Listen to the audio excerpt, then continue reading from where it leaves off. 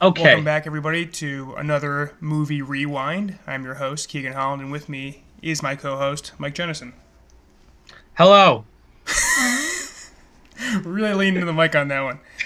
This week, we are going back and watching The Girl with the Dragon Tattoo, a movie by David Fincher. This is the first movie in a trilogy, but two of the movies never came out. Instead, they decided to reboot it with Claire Foy. It comes out this week. It's called The Girl on the Spider's Web. But yeah, before we see that movie in theaters, we decided to go back and watch a not very talked about David Fincher movie. No. And the only thing I really heard about this movie, I didn't see it till right now, was Rooney Mara's performance. That was basically it. Yeah, kind of me too, but it was weird on the poster and in the end credits and everything. It's billed as a Daniel Craig movie, and after watching it, it kind of is. I didn't know Daniel Craig was in this movie, but yeah, it very much is. Yeah, I think he's in it probably more than Yeah, she is. for sure. Yeah, they're based on books. I know they're huge in like Sweden, which is where this takes place, and they've done their own version of this movie. They've done the entire trilogy, I believe. But yeah, this is the American version of it. And what'd you think, Mike?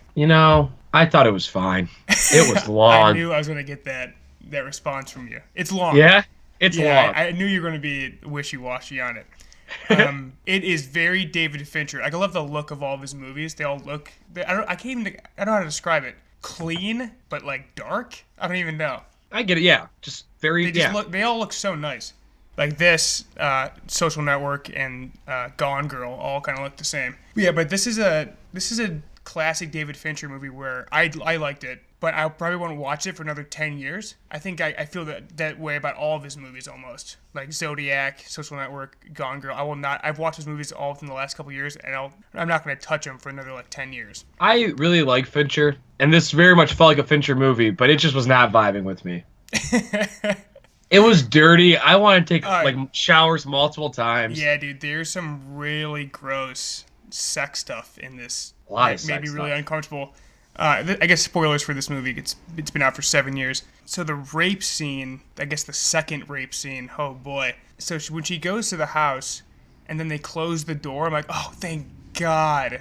And then they go back into the room. I was like, no, no. And then they show basically all of it, and it's just, oh, it's disgusting. So wait, which are we talking about? The one where she rapes him, or he rapes No, her? he rapes her. So Oh, that's just initially, it's just the oral sex scene. It's like, yeah, that's tough. that's fine But though. Yeah, I mean, So it then, wasn't yeah. fine. I was kind of grossed out by it, but looking back, it was like, Oh, yeah, dude, that was tamed. it's one of the grossest characters ever. That guy's disgusting. But I love the revenge scene actually when she goes back. I mean, it was kind of funny. That dildo is humongous. Oh my God! And then she just keeps kicking it into him. Oh, it's Oh brutal. God. Oh, for the record, are you drinking wine or no? Oh yeah, we should talk about the wine. Are you I got drinking wine here too. Yeah. Okay, so I I'm don't drinking Oh, a sweet red, a California red wine from 2008, pretty long ago. It's look at the size of this thing. We probably got this from a wedding like 10 years ago. It's from the Sutter Homes, family owned since 1890. What about you? I'm drinking. My dad went to a Schumacher Homes golf outing in 2016, I guess, because I am drinking Schumacher Homes second annual golf outing, specially bottled wine Nice. that I'm not gonna lie, I sold for my parents today. That's fair. So My parents cheers, don't. My parents don't drink wine. It's actually delicious too. I don't know what it is. Holy shit, mine's really good too. If I had to guess, it's a rosé. It looks Mine's a pink. sweet red. None of those full body reds. One of those full body reds, yeah. Dude, if I had like 10 of these things, I'd suck them down like candy. This is actually really good. This is really I'll good too. never seek this out, but it's good stuff. So, the movie, I assume you felt the length. Oh, I felt every minute of this movie. Did you? Okay, so I really didn't. Really? Yeah. I was into it, dude. I thought the mystery was really intense and exciting. Again, all the crimes that are committed are brutal. Like, nothing about this is, like, nice or clean or, like, I guess how it's Nothing's- filmed is clean, but it's all just No one's a bad good. No one's. people. Yeah, no one's a good person. No, and even Craig is, like, cheating on a woman with, or she's cheating on her husband with him, and, yeah, even, Yeah. like, the people we're rooting for are bad people, but, Only nice guy was Christopher Plummer's character. right, yeah, yeah. And he's not in it for much. He's in it, and he's gone from all the movie, and then he comes back at the very end. Did I miss something? Was he? Why was he sick at the end? I think he fell? Uh, I can't remember. are you at a speedway? Did you hear that? No, Yeah. someone's been flying down my street. But yeah, so Daniel Craig and Rooney Mara aren't even together until like maybe over halfway through this movie. Oh, how about that ambulance going by, baby? I know. Street racers outside Keegan's house. No, Rooney Mara was like, she was in it right at the beginning, correct? Right? First scene's her, I think. Or at least she's brought up in the first scene. Yeah, she's like talked about. Yeah, she's. I mean, they're both in it. I think. No, but there's like a 25-minute stretch where you don't see her until like 30 minutes in, right? Yeah, I'm pretty sure that's how it goes down. Yeah. And I was just blown away because I read this book in a class. You read this book? Kinda. Okay. Kinda. You were supposed to? I was supposed to, and I read like the opening chapter, and I just thought this book was nothing like this whatsoever. I thought it was like a teenage. Then. It was like a teenage girl. Wow. Who gets like abused, but like I didn't realize she was like basically like a hacker. Yeah. So in the new one that comes out, she seems more like physical. Rooney Mara isn't really that at all in this. Definitely just a hacker. Definitely just a hacker. Yeah. She's terrifying in this movie. She scares me. It's gotta be the worst haircut of all time. Easily. Yeah. Were you ever on to Stellan Skarsgård? Did you like know it was gonna be him? No. Me either. Usually, like when they cast the big name, you think, oh, it has to be him. And he's the only notable person in that family besides Christopher Plummer, but obviously it's not him. But yeah, I've never was onto him at all. It's kind of on his side actually. Yeah, Did you like the scene where the bag scene was kind of cool? Puts a bag over Daniel Craig's head. Yes, he survives that scene for too long. I thought once you run an auction, you're just done. He keeps sucking in. That's true. That's absolutely ridiculous. I didn't think about that. Yeah. But like even that was gross. He's like, I've never done this to a guy before. And like zips down his fly.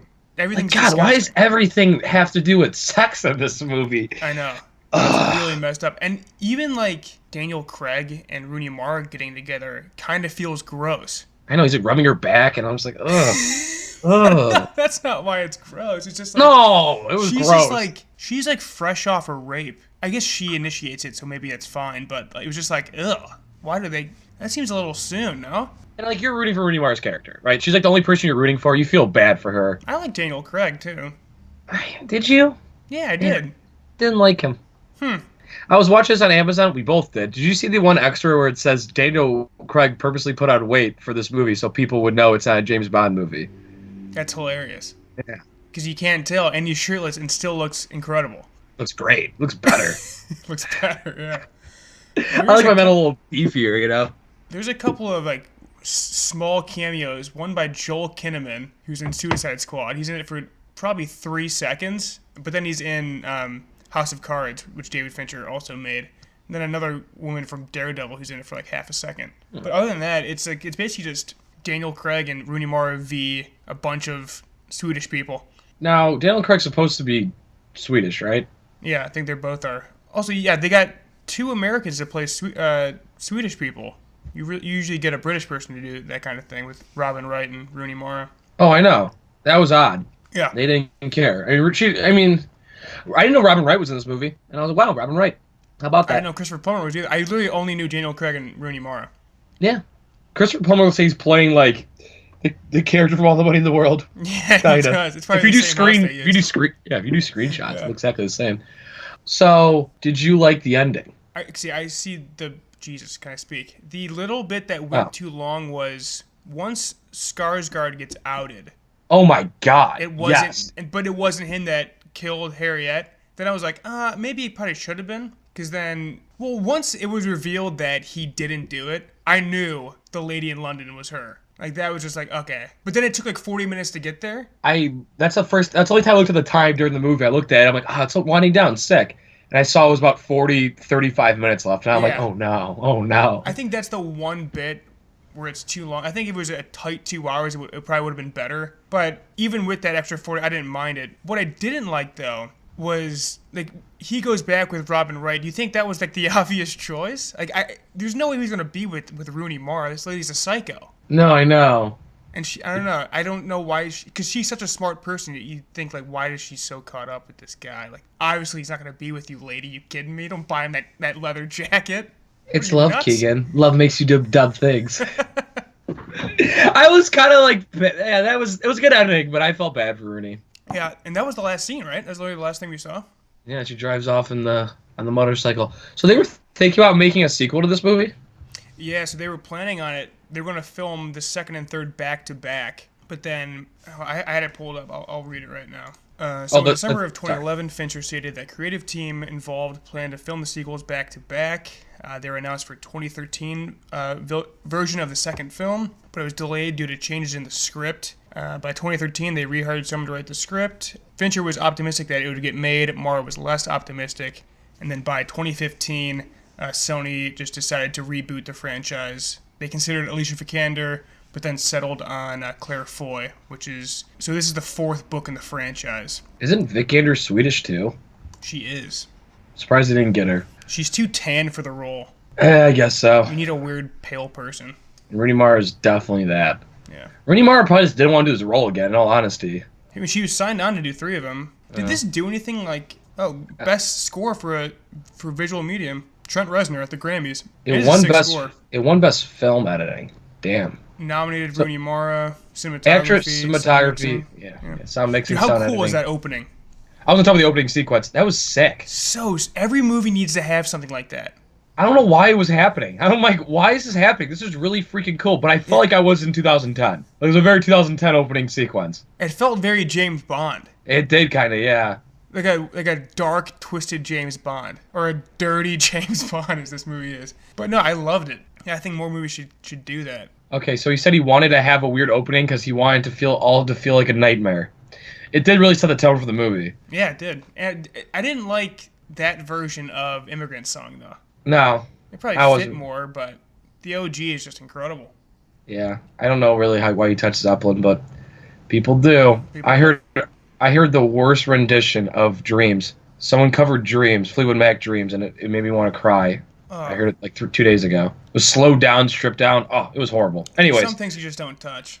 And don't cover Fleetwood Mac, please. Breaks my heart. Yeah, it'd been interesting if they did a sequel. I'm surprised they didn't. This movie made $232 million at the box office. Yeah, I'm surprised how well it did. Does this make you more excited for the new one, the reboot? It's sure. Because no one that did the first one was attached to the second one, so it feels very separate. But I think if they keep the same tone, I think I'll like it. I do like the concept of this woman like taking down like these scummy dudes. Yeah, me too.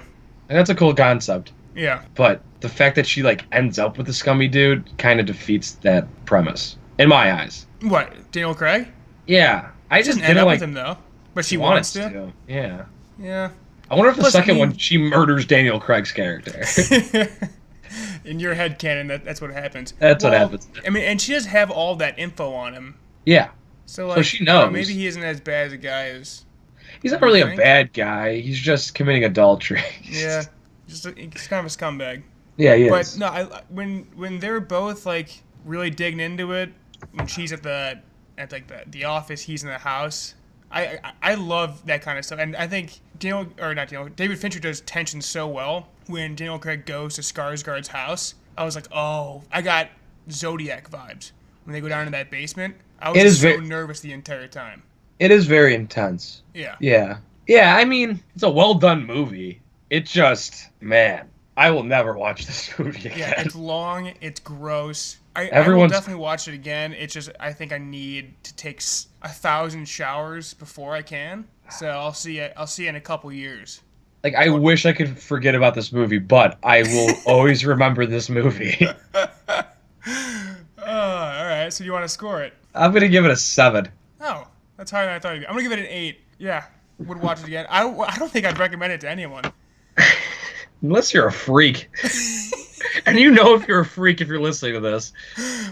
Yeah, this is a movie that was on Netflix for like the longest time, and I always like considered watching it, but I don't think I would have appreciated it if I watched it like 7 years ago as a teenager. No, thank God I didn't. I guess even like Social Network, I didn't really appreciate until now. No, this would have definitely went over my head. Fincher is like a wine. He gets better with age. Yeah, as Keegan takes a sip of wine for all those viewers who can't see us, which is all the viewers, and they're listeners, Mike. They are listeners. I just want to know what happens to the second and third one, which I guess makes it a good movie because I'm actually invested in this character.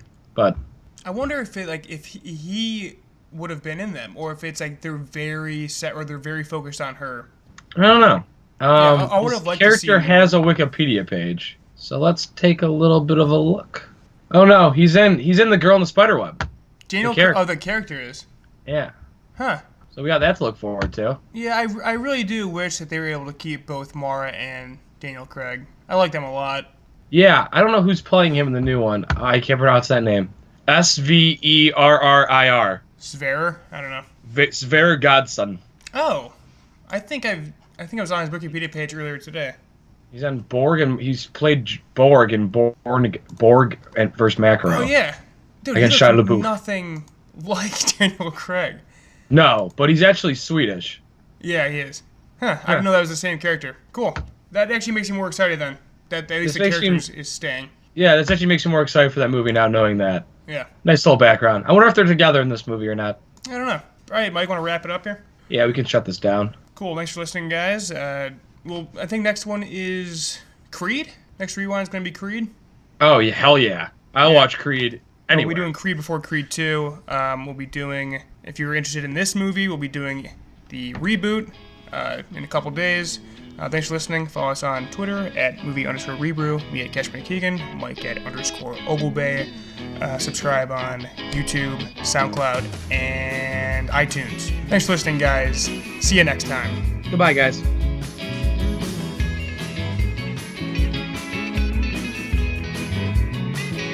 I think he really loves her. I think he really loves her. I think he really loves her. I think he really loves her. New little prince to hold her diamond hands. They're living on the beach in his castle of sand. He really loves her. I think he really loves her. Well, come on, get it, and they're making waves. Glitter on her face reflected in her shades. He really loves her.